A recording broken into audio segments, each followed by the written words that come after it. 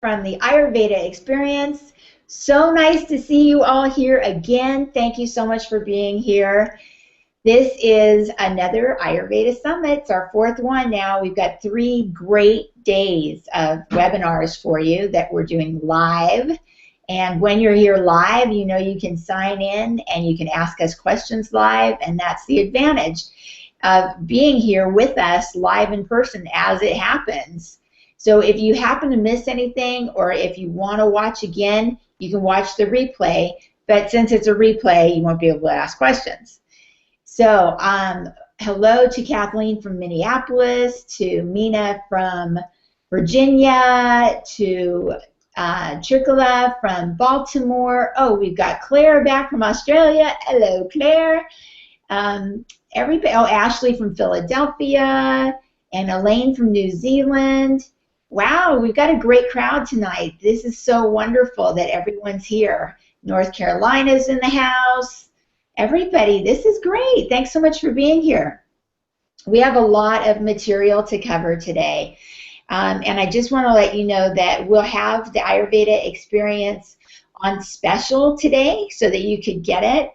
And if you're also interested, we'll have links to the Ayurvedic Balanced Diet Club and to my new course, the Dharma Experience. Yay! If you haven't seen that, you're going to want to see it. It's really good.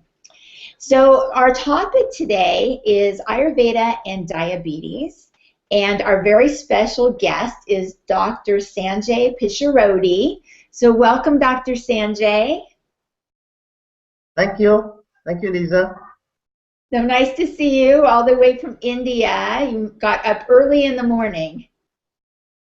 Yes, of course. Wonderful. So let's get to know you a little bit first. How did you find out about Ayurveda? How did you get involved with this? Because it's your profession now. Yes. Well, in fact, I was introduced to Ayurveda quite early in life because my grandfather was an Ayurvedic Vaidya. But to be honest, I didn't take it very seriously back then. I went on to do Western medicine. Ayurveda was not the in thing at that time. Then after I completed my studies, I went to San Diego and I was studying palliative medicine there. And they were using a lot of alternative therapies at the hospice, acupuncture, aromatherapy, hypnotherapy, and so on. But the only therapy that I didn't see there was Ayurveda.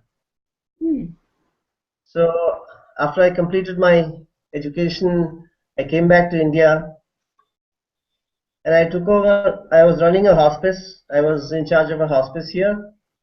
And that's when I thought I should introduce Ayurveda. I began. That was about.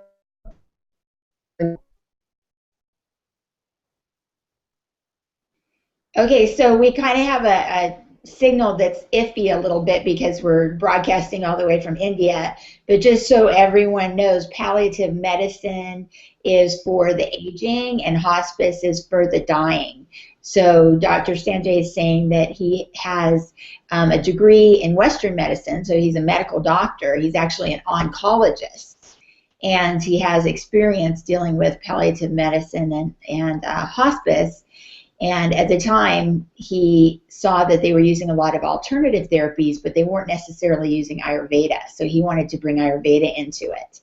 So we'll have to pick up with him when he gets back live online. But interestingly, today our topic is diabetes. We started looking into some of the, Dr. Sanjay's back. Yay, you're back. So we left off where you said you were introducing Ayurveda into hospice care. Yeah. So that's when I started learning Ayurveda, and I found out to my surprise that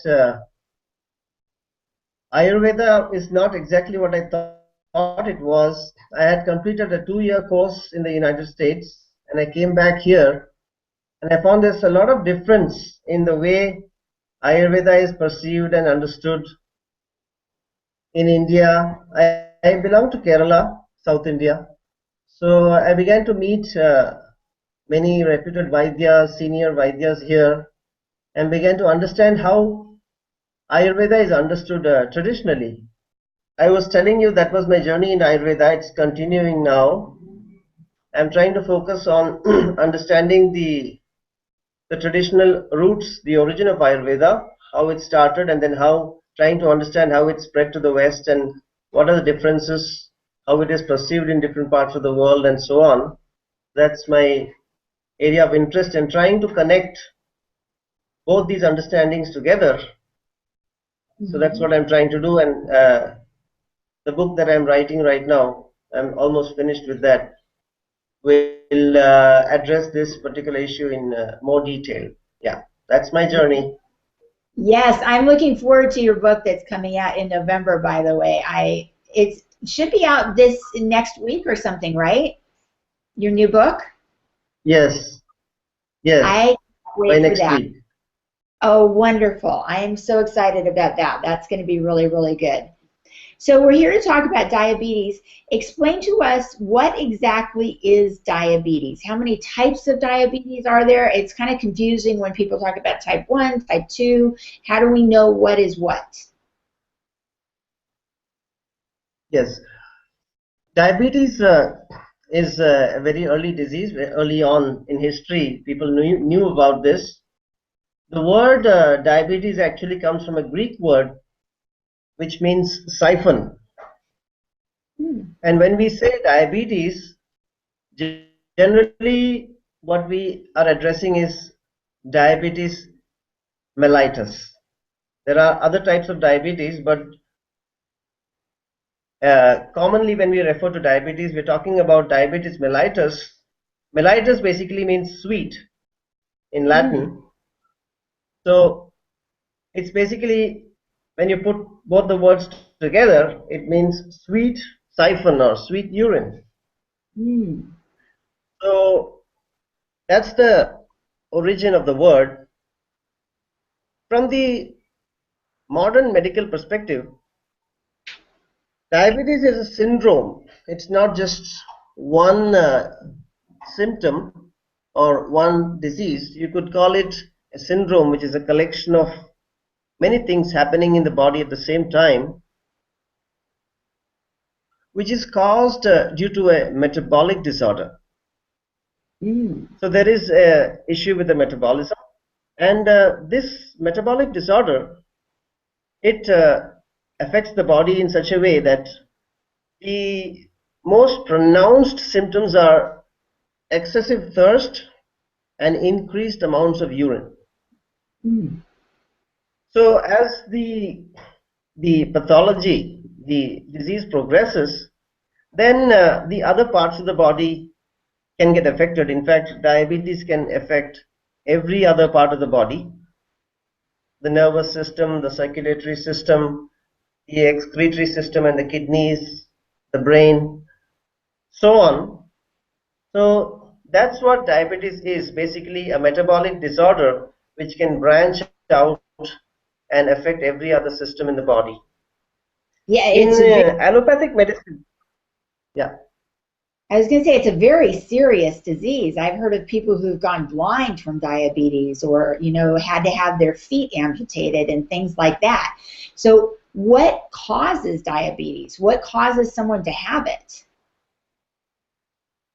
yeah. I was just in the middle of before I speak about what causes it. I would also like to tell you about what diabetes is from an Ayurvedic point of view, since that is one of the the main topic here. Yes. From the allopathic modern point of view, as you said rightly, there are three: type 1, type 2, and gestational diabetes. What we mean by type 1 is the insulin dependent type of diabetes mellitus, where the body doesn't have enough insulin and it has to be given from the outside through injections. We've all seen people taking insulin injections. So that's the type 1, where they cannot survive without an insulin injection. The type 2 is where it's called non-insulin dependent diabetes mellitus, where you are producing some amount of insulin in the body, but maybe not enough. So the certain kind of medicines which kind of help your body to increase the production of insulin. So that's the type 2. And the gestational diabetes is what we experience, what women experience during pregnancy, where due to certain processes that go on in the body, it can cause certain antibodies which can destroy the insulin producing cells in the pancreas, resulting in diabetes. So that is the modern classification. When you come to Ayurveda, the first thing I would like to say is that there will be some limitations in trying to make a one-to-one correlation between an Ayurvedic pathology or an Ayurvedic disease and a Western diagnosis. But having said that, we can largely attribute many of the symptoms that we see in diabetes to a condition in Ayurveda called as prameha. Meha basically means urine, and prameha means passing a lot of urine. So that is the disease or the diagnosis that correlates with diabetes the closest. Now, what exactly is happening? There is a concept in Ayurveda called as Agni, or what is translated as fire. Basically, it represents the metabolic system in the body. So, similar to what is described in modern medicine, it is a derangement of the Agni in the body, which affects the metabolism. Metabolism, what we mean by metabolism is that the conversion of what we eat, the food, into body tissues, into other useful ingredients in the body. So this conversion becomes affected, and that leads to accumulation of these byproducts which are not fully converted. You can say half converted metabolites, which cannot be utilized by the body. They just go on accumulating in the body. They cannot be used for tissue development. So eventually that accumulates, and these metabolites, what you call, or you can call them as doshas, what you have all heard about, vata, pitta and kapha. So this disease prameha is primarily a kapha type of disorder, and an unhealthy kapha, or a kapha which is not fully formed, is accumulating in the body and eventually starts melting down and excreted in the urine, which is seen as a difference in the color, the density and so on in the urine. So this is what is the understanding of diabetes according to Ayurveda. And coming to the types of diabetes in Ayurveda, Ayurveda explains that there are 20 types of diabetes. Wow, 10 of 20. That's a yeah, lot. 20 types. Yeah. So So they're there more are, specific then. They're more specific than in Western medicine where there's just 3. yes, yes. We will see more about it as we go ahead. But suffice to say now that they are divided according to the 3 doshas, kapha, pitta and vata. 10 types of prameha, or let me call it diabetes for now. 10 types attributed to kapha imbalance, 6 types connected to pitta imbalance, and 4 types of prameha connected to vata imbalance. So this is Interesting. how the classification has been done, and it's all based on the characteristics of the urine. That's very interesting because that's a basic difference between the modern outlook and the Ayurvedic. In modern medicine, we understand diabetes based on the blood sugar levels, Mm.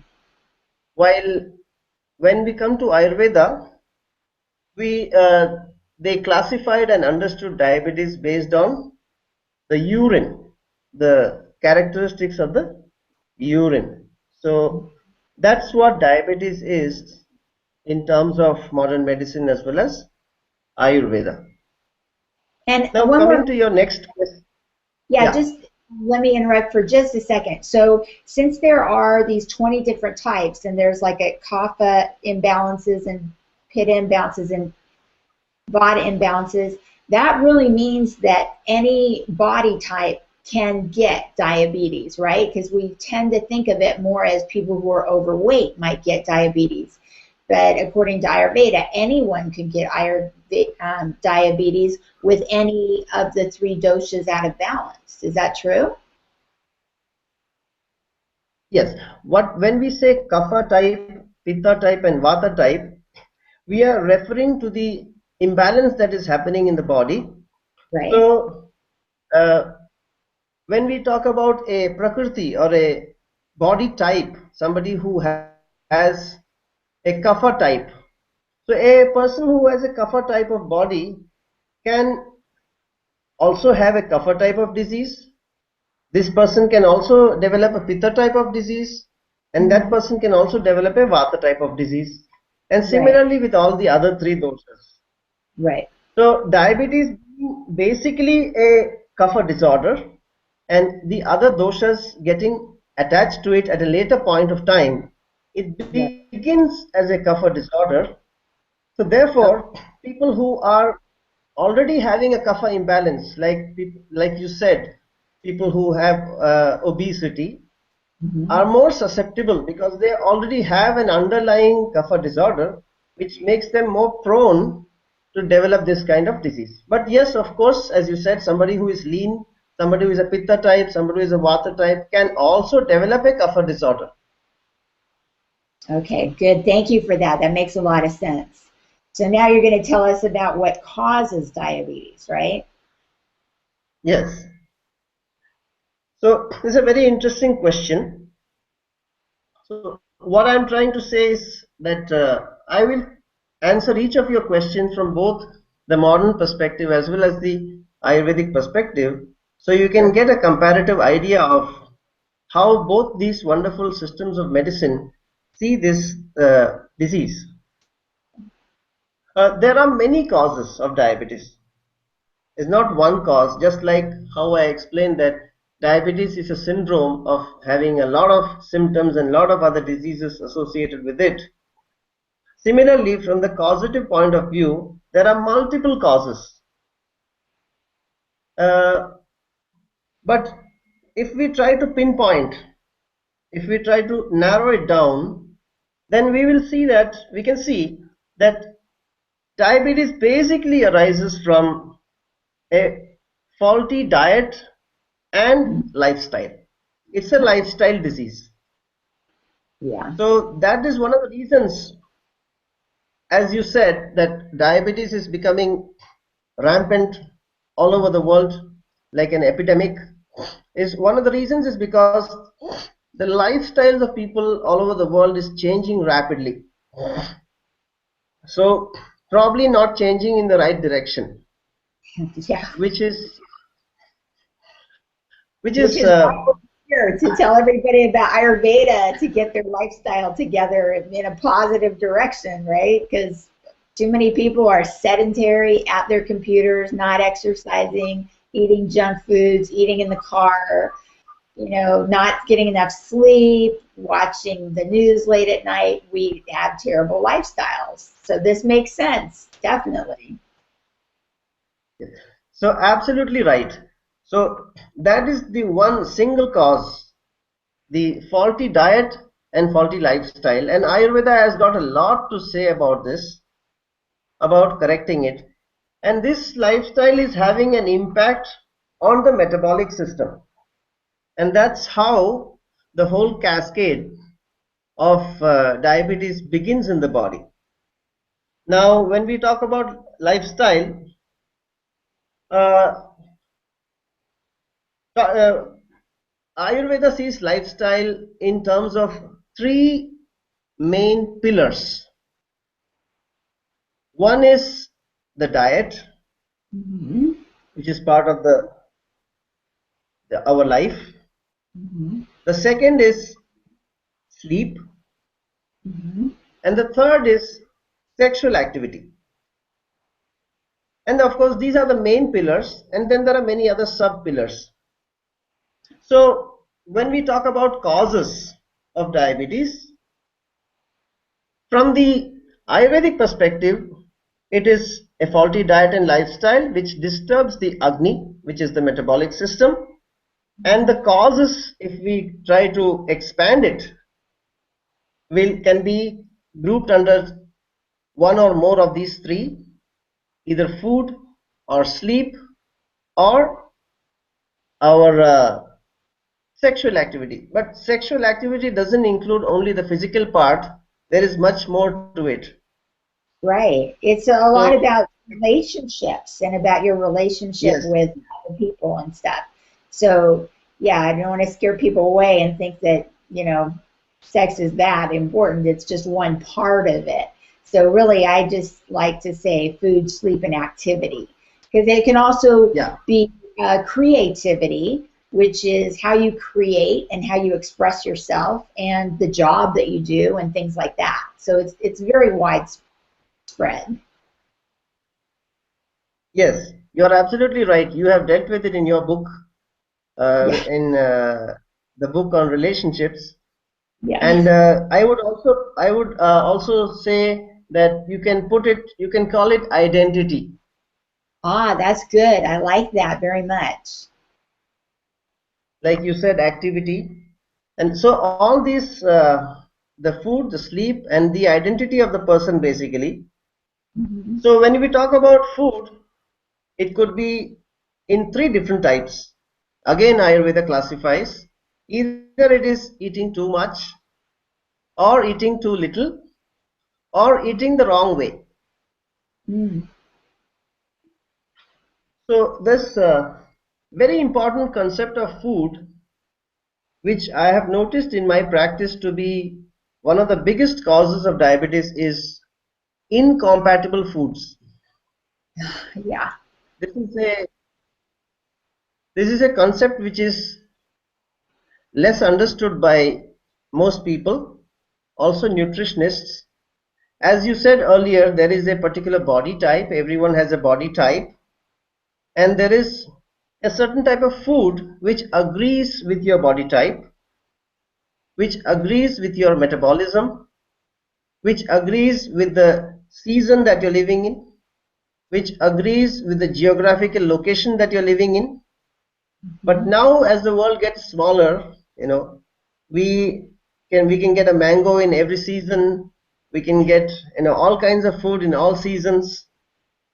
So we tend to overstep these natural rules, Mhm. and also mixing of food, the way how foods are mixed together, there is a certain energy that each food carries. Mhm. So when we mix certain type of energies together, they can produce a very harmful combination. Yes. And this can actually disturb the metabolic system of the body. So that is about the food. Then about the sleep, yes, you know already that for many people, the day is the night and night is the day. More awake in the night. Yeah. So that kind of upsets the rhythm of the body. There is a certain diurnal rhythm which operates in the body. And when that rhythm gets upset, the first thing that gets affected is the digestion and the metabolism. Mhm. So once again, the Agni gets disturbed due to the imbalance in the sleep. And then, of course, the identity, which includes all the activities that we do, our occupation, our relationships, our emotional aspects, all of them have an impact on our metabolism, which eventually uh, brings us into this particular disease condition. From the allopathic point of view, it's very simple that there is an organ called the pancreas, and there is a small part of the pancreas which secretes insulin, and due to one reason or another, either autoimmune or acquired condition or a genetic condition, these cells in the pancreas, which are called the islets of Langerhans, they stop producing insulin, which results in an accumulation of blood sugar or glucose in the blood, which is called as diabetes, which leads to other complications and is diagnosed as diabetes. So those are the two ways in which we can understand the cause of diabetes from the modern as well as the Ayurvedic perspective. Okay, great. I just want to pause right here and remind everyone that if you don't have the Ayurveda Experience e-course yet, you might want to get it because we go into detail about what diets are best for vatas, for pittas, for kaphas, for the seasons, for all of those kind of things. It's too much to go into in one webinar, but of course, in a 7.5 hour e-course like we have with the Ayurveda Experience, you get a lot of those details. And because you're on this webinar today, you will receive that e-course at a deep discount. So make sure you click on the link that'll be in the chat box section when you can, because it's an amazing e-course. And we have some questions coming up, Dr. Sanjay. One of them is about sugar because she's saying that, in a lot of diabetics, they are supposed to avoid sugar. So is that something you recommend? Is that something that Ayurveda says as well? Yeah, it's a very good question. Thank you for that. From the modern perspective, we are very narrow in our outlook towards this particular disease, and we just look at the sugar. We say if we can somehow keep the sugar down, then everything is going to be all right. But what we practically observe, what all the doctors all over the world have observed, is that the medicines that we take, they do keep the blood sugar under control, but surprisingly, over a period of time, we see one by one the other complications of diabetes coming up. It may be either heart disease, somebody may have a heart attack, somebody may have a stroke, somebody may have an eye problem. So all these complications keep coming up. So doctors are now, by and large, beginning to look beyond the sugar as the only culprit of diabetes. In fact, if you look at the Ayurvedic perspective, one of the treatments for diabetes is honey. Oh, really? That's interesting. I didn't know that. Why is Yes. that? When, see, honey has got a very special property. When you look into the Ayurvedic body types, as you said, Vata, Pitta, and Kapha, there are three things which are explained to be the best medicines to balance ghee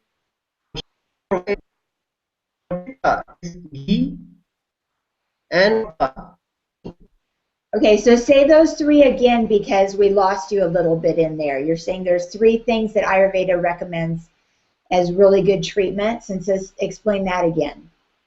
yeah. For Vata, the best use oil. Okay, for Vata, the best thing is oil. Yes. And you get ghee. We're still kind of losing you a little bit, so I didn't catch all of that. So for Yeah. Vata, yeah, so for Vata, the best thing is oil or ghee. So for Pitta, the best thing is what? It's ghee. Kapha, it's honey. Okay, so for Kapha, the best balancing thing is honey. Very good. Yeah. So although we see, although honey is a sweet substance, is a sweetener, but it has a property to stabilize the kapha in the body. Good to know. Because, yeah, because kapha is by nature cold in quality. Mm. And honey has the opposite quality. Honey is heating in nature. Mm.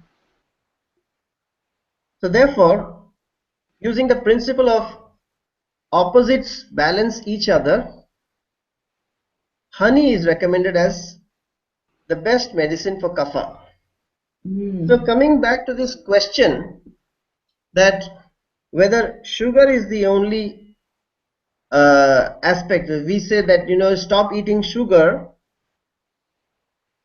That is definitely true because sugar increases the kapha in the body. So unless we are able to metabolize, can you hear me? Yes. Okay. So unless we are able to metabolize the sugars that we are taking in, then it is recommended that one not take more than what one can digest. But Okay. honey especially is a kind of sugar which is a pre-digested sugar, which is digested in the body of the honey bee. It is a very special sugar which is a pre-digested sugar and which has a heating quality. So the best sweet for a diabetic is honey, according to Ayurveda. But now we are going actually beyond just looking at the sugar and seeing so many other causes and so many other symptoms which come from many other sides of diabetes. So sugar is definitely one of the aspects that we consider in terms of managing diabetes. But as I said earlier, it is a lifestyle disease, and apart from the diet, there are so many other factors. There are emotional factors, there are sleep factors, there are occupational factors, relationship factors, which all contribute to this whole syndrome of diabetes. Yes. And now so many people are getting diagnosed as pre-diabetic. So what does that mean? That they're more prone to get diabetes or that they're headed that way? What exactly is pre-diabetes? Yeah, as the name suggests, pre-diabetes is just the stage before the person actually gets diagnosed with full-blown diabetes. Okay. Again, it is a classification based on the blood sugar levels in the body. Mm-hmm. The normal blood sugar levels, the fasting blood sugar levels is below 100. Okay. And when we do a fasting blood sugar and we get a value between 100 and 125, Mm. that's when a person is classified as a pre-diabetic.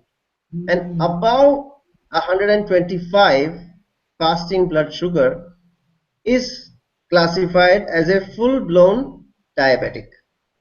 So it's, Wow. you can say that this is someone who is on the way to becoming a full-blown diabetic. So you're going to tell us Yeah. about the genetic component of diabetes because it seems to run in families. Is that true? Yes, it is true.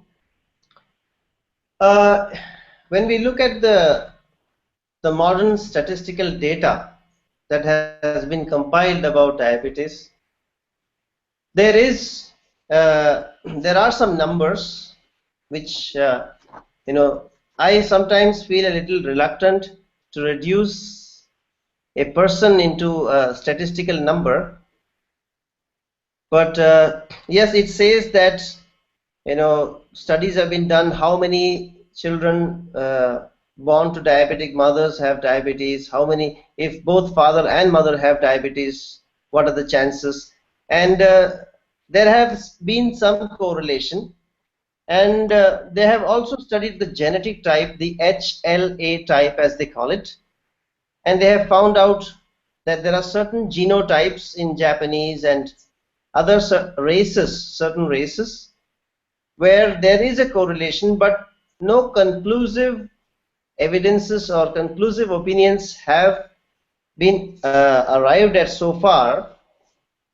So that is where the modern evaluation or the modern uh, research into the genetic component of diabetes is at the present moment.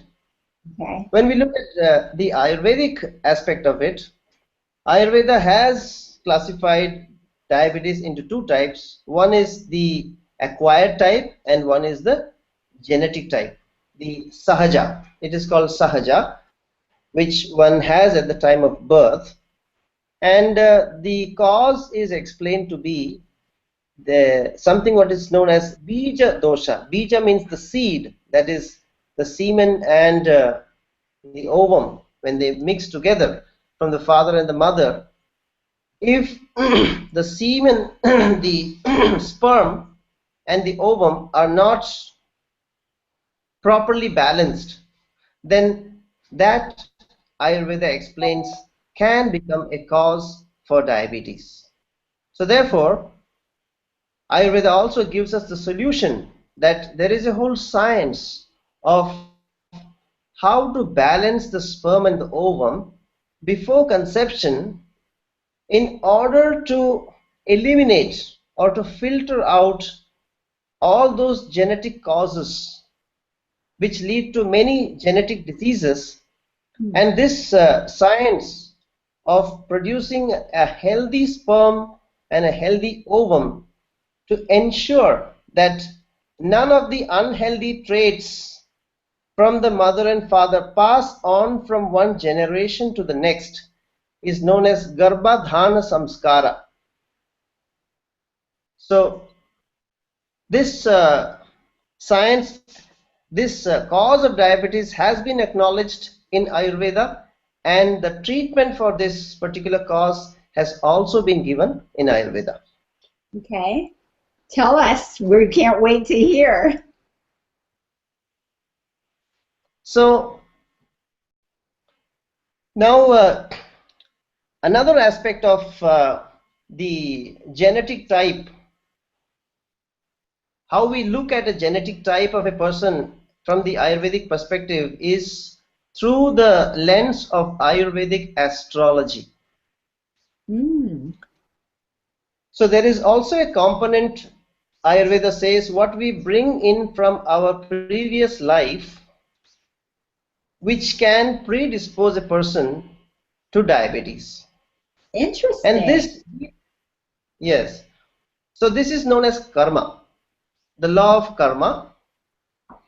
And this can be seen from the astrological chart of a person. And there are certain remedies, astrological remedies, which are also recommended. So if we can see such a combination which can lead a person to diabetes later in life, certain remedies, astrological remedies, can be adopted, by which this particular progression can be arrested and person can be, a prophylactic way by which you can prevent the development of diabetes in such a person. So these are the two different ways in which the Garbhadhan Samskar, of course, involves a Panchakarma treatment where there is a purification and the balancing of the body of the mother and the father, irrespective of whatever imbalance they may have. If at the point of conception, if their body is balanced, then that will ensure that whatever imbalance they have will not be passed to the next generation. So there is a whole process how it is done and how it is carried out during the pregnancy to ensure that the growth of the child is proper. And of course, after pregnancy, after the child is born, also many procedures are there in Ayurveda recommended to ensure good health of the child. Yes. So that is the genetic understanding from the Ayurvedic perspective. Beautiful. So, if we know where Ayurveda comes from now, how do we prevent getting it? How do we make sure that we don't get it? Yes. That is the most important aspect as far as Ayurveda is concerned, because there are two main goals of Ayurveda. The first thing is to prevent one from falling ill, and the second or the secondary aspect is to treat.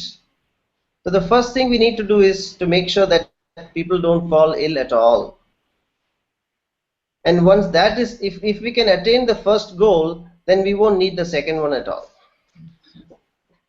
So, Wouldn't nice? Yes. yes. So it's very simple.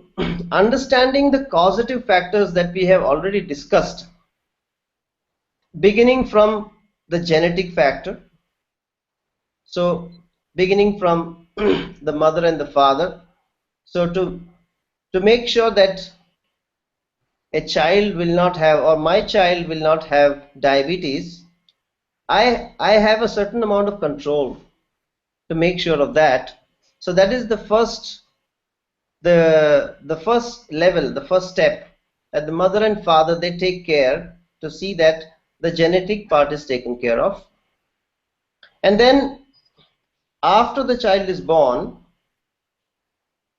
we discussed about the acquired factors, the lifestyle factors, the food, the exercise. There are many factors. In fact, diabetes is described in Ayurveda as a sedentary disease. Mm. So those who are more stuck to their couch, or as you said earlier, spending a lot of time on the computer, we don't even realize that we don't move for hours. Time passes by. So sedentary lifestyle and incompatible foods, irregular food timings. If there is one thing that we need to take care of as far as Ayurveda is concerned, that is our digestion and metabolism. Yes. What is known as the Agni. Agni is life and no Agni is death or disease. Yeah. And we talk a lot about digestion and food in the Ayurveda experience because it's so helpful. And in the Ayurvedic Balanced Diet Club, what I try to do is make it very easy for people. So I give them 5 healthy recipes a week, a meditation, a video. It makes the Ayurvedic lifestyle second nature to them. So it's easy and it's fun, and you've got a whole community who's doing it with you. So that's why I love it. It took me a year to create this program because I actually did it myself, testing all the recipes and doing all the activities and writing the meditation. So I think, I'm a big proponent of everybody should be on the Ayurvedic lifestyle diet. So that's fantastic. So yes, you're right. So diet, exercise, lifestyle are key. Yes, that is the key. And as soon as the child is born in the Ayurvedic system, an astrological evaluation is done, Mm. and whatever prevent a certain disease is carried out immediately. Mm. Then the next thing is that from the modern perspective, diabetes is a disease which cannot be cured. We can only manage it. But from the Ayurvedic perspective, diabetes can be cured if it is detected in the early stages. So prevention of diabetes also involves being able to recognize the symptoms of diabetes in its very, very early stages, and to be able to uh, administer certain kind of therapies to be able to cure it completely.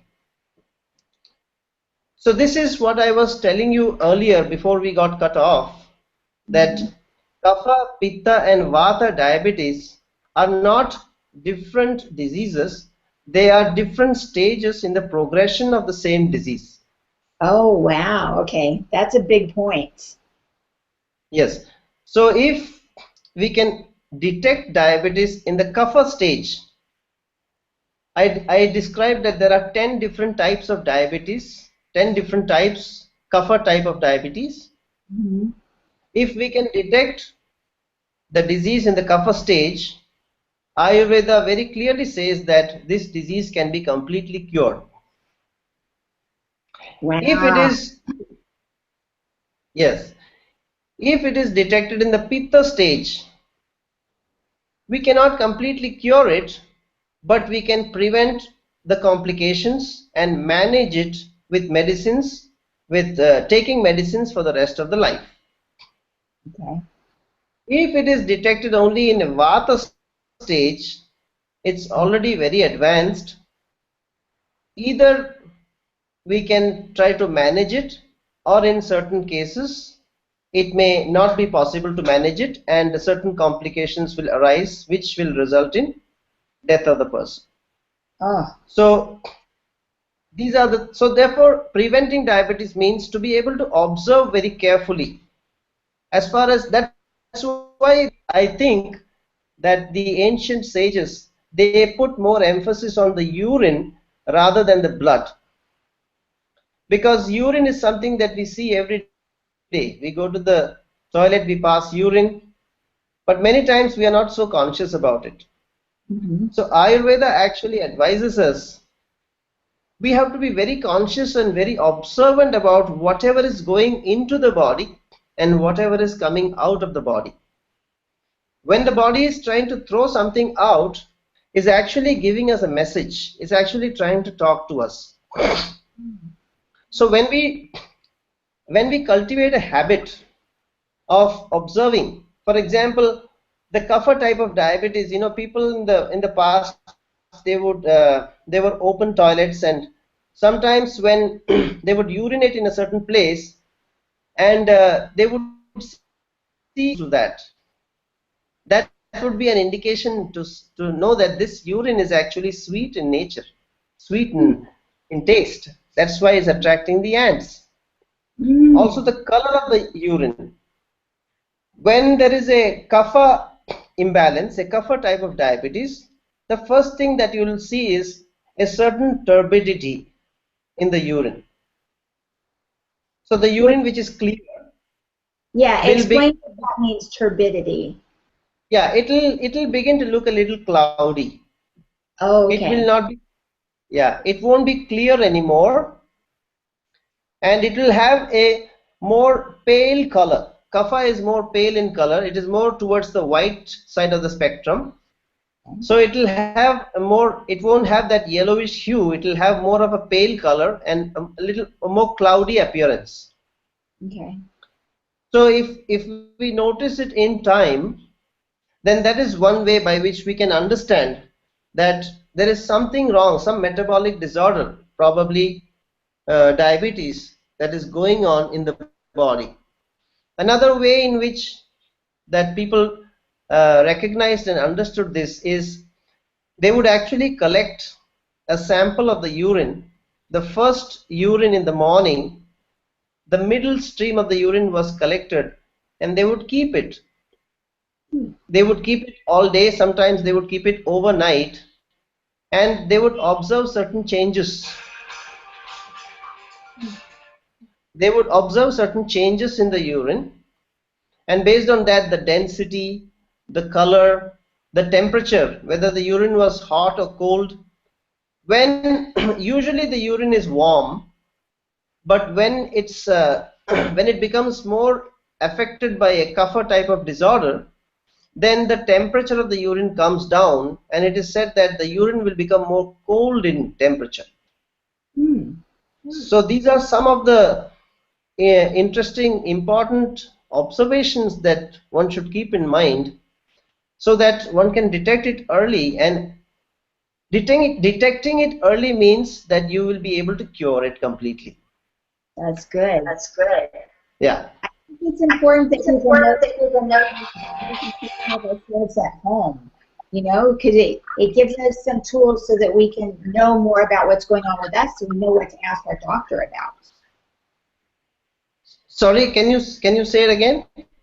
I like that you just gave us a good tool of things to look for so that we know when we should see a doctor, so that we know when something is out of the ordinary and we can alert our doctor and get some more help there.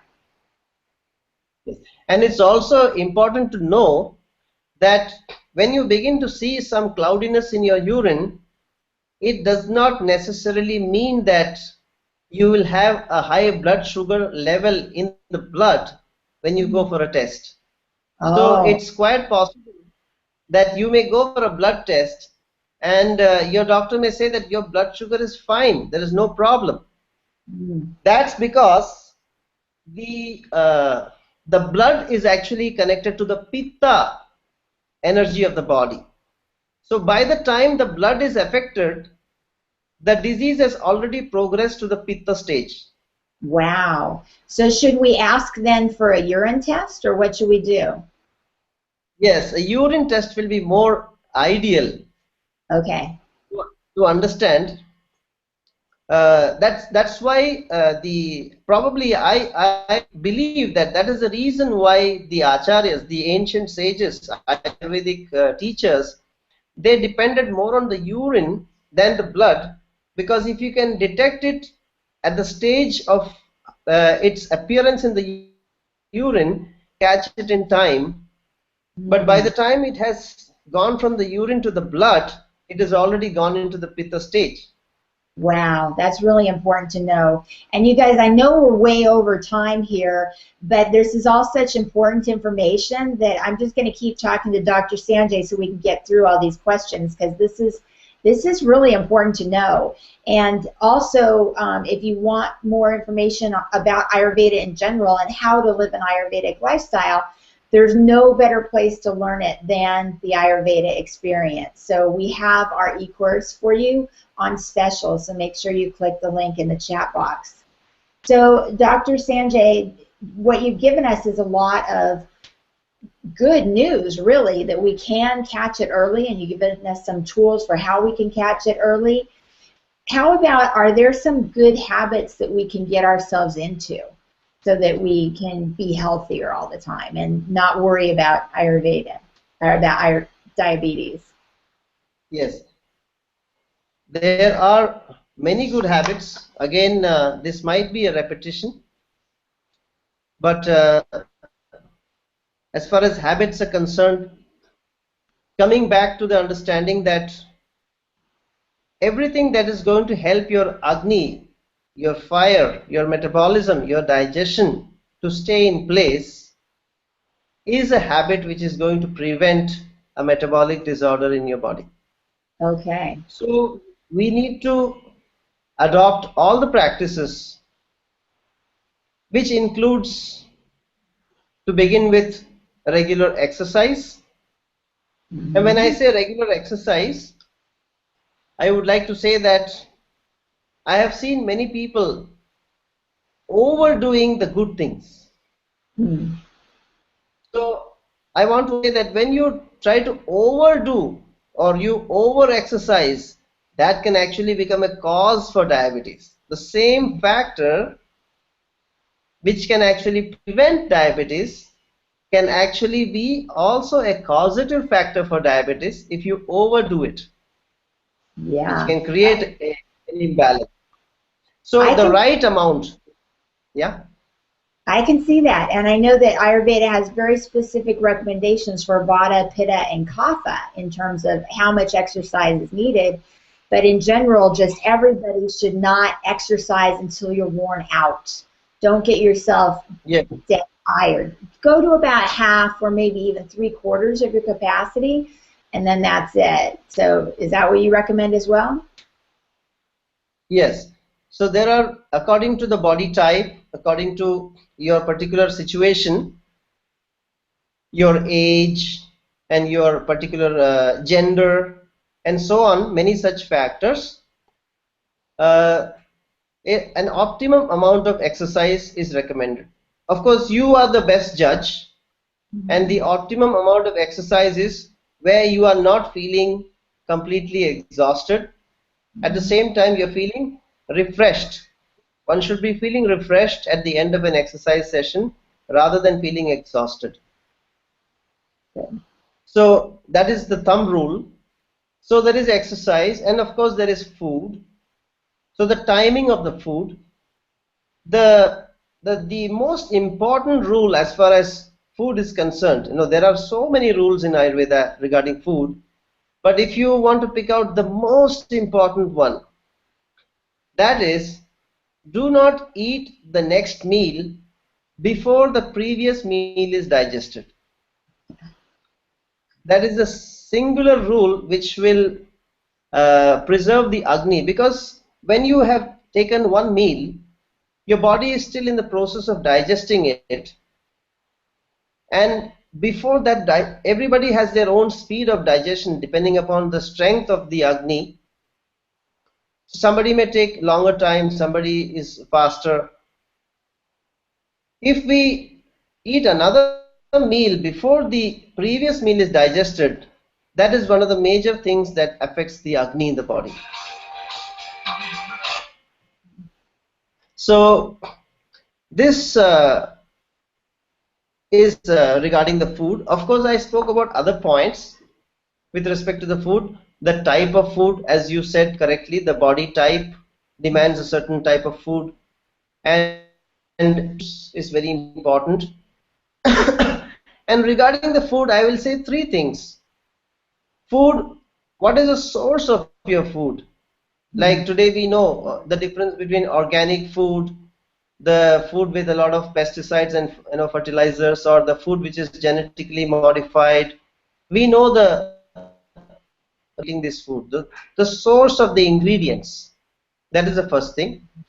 Secondly is, after you get the ingredients, there is a cooking process. There are certain things we eat raw, like fruits and stuff, but there are certain things we cook. So there is a certain way in which it should be cooked. The thumb rule is that it shouldn't be overcooked, it shouldn't be undercooked. It should be cooked just right. Because if it's overcooked or undercooked, then it can actually disturb or distort the Agni in the body. Then after we cook it, then the third part is the eating part. And the most important thing about the eating part, of course, I said you shouldn't eat before the previous meal is digested. And when the time comes to actually eat, the most important part is to chew your food nicely, to chew the food properly before you eat. In addition to all the other rules, that is the one aspect of digestion that we have some voluntary control over. Once the food passes down the throat, then we don't have much control over what's happening. It's more or less involuntary. So if we can accomplish much of the digestion in the mouth before it passes down, that will ensure that the food part is taken care of. So there is the lifestyle, the food, the sleep, of course, to see to it that we're getting proper sleep. I need not explain too much about it, we already know. And then the identity part, the emotional part. Because a lot of cases of diabetes that come in these days is as a result of stress. Everybody in the world is in a tremendous amount of stress, and these emotional factors, stress may be due to financial reasons, due to occupational reasons, due to family, due to relationships, and so on. So this becomes a very strong predisposing factor. So one has to have certain tools. It may be in the form of counseling or meditation or whatever it may be. Certain tools to deal with stress factors in life. And these are some of the good habits that one can cultivate to prevent onset of diseases like diabetes. Yeah, very good. That's such good information.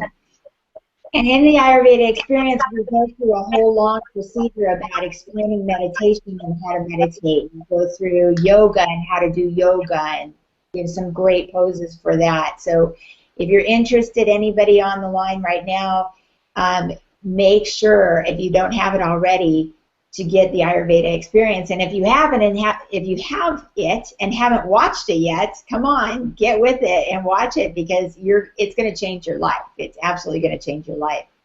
Make sure you go to the ayurvedaexperience.com and check out our new store that has herbal supplements and oils and all kinds of things like that. And when you buy today, you'll get a gift as well. So Dr. Sanjay, thank you so much, so much. We have one question that keeps being asked, and so I need to ask you before you go. How do you treat pain and inflammation in the knees? And I guess that can come with diabetes, can't it? Pain and inflammation. So how would you treat that? Pain and inflammation in the knees can be due to various factors. When we try to analyze it from an Ayurvedic perspective, it could be either due to a kapha imbalance, or it could be due to a pitta imbalance, or it could be due to a vata imbalance. When you say inflammation, there is a predominant pitta involvement in such a case, although it is possible that the underlying dosha may either be vata or kapha, but the expression of the problem is a more pitta type of expression, inflammation. And of course, pain is predominantly a vata phenomenon.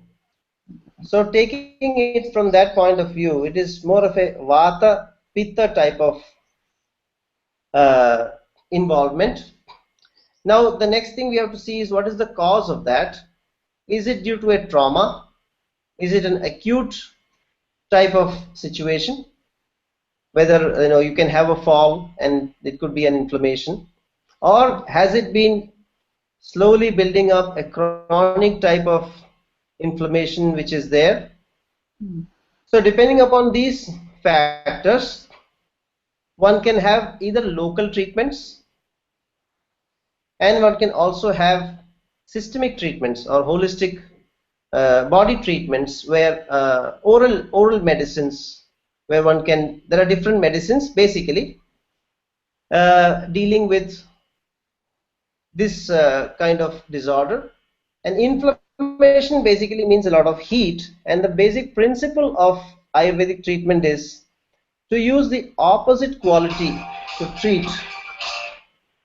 to use the opposite quality to treat the disease. So when there is a lot of heat in the body, then the opposite is the basic logical thing would be to first use a cold compress.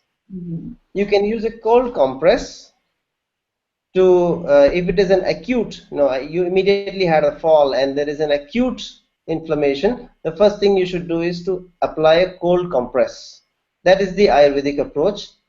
If it is a chronic, if it has got a degenerative component to it, there is something degenerating, there is degeneration of the bone, degeneration of the cartilage, and so on, which is resulting in this kind of pain, then along with this treatment, you also need to nourish and replenish the worn out tissues, which there are certain herbal pastes, herbal oils which you can apply, and regular application of these oils and this kind of treatments, and certain internal medicines which actually nourish the bone tissue. There are certain specific medicines, for example, a herb known as Sissa quadrangularis, if you know that. It actually looks like a bone. The Sanskrit name of this plant also is bone. And you can actually get the extract of this in the United States. It is possible. Another bone what I generally recommend people is to take bone broth, which I have found very effective. Within a matter of 2 or 3 weeks, they can recover the strength. Because the Ayurvedic principle is that if your blood is disturbed, the fastest way that you can recover is by replacing it with another blood. If the muscle is weak, then muscle to muscle, blood to blood, bone to bone. If you can make a soup or a broth out of the bones of whatever chicken or whatever you have, just collect the bones, keep it aside, and then you just need to boil them in water. Boil them sufficiently till the essence of the bone comes into the water, makes a broth, and taking this broth has tremendous very quick and magical effect on recovering any kind of degenerative process in the bone which is leading to an inflammation. So these are the different ways in which you can deal with a pain and inflammation which is affecting the bony joints. I don't have time to go into the different internal treatments and the assessments, but I think overall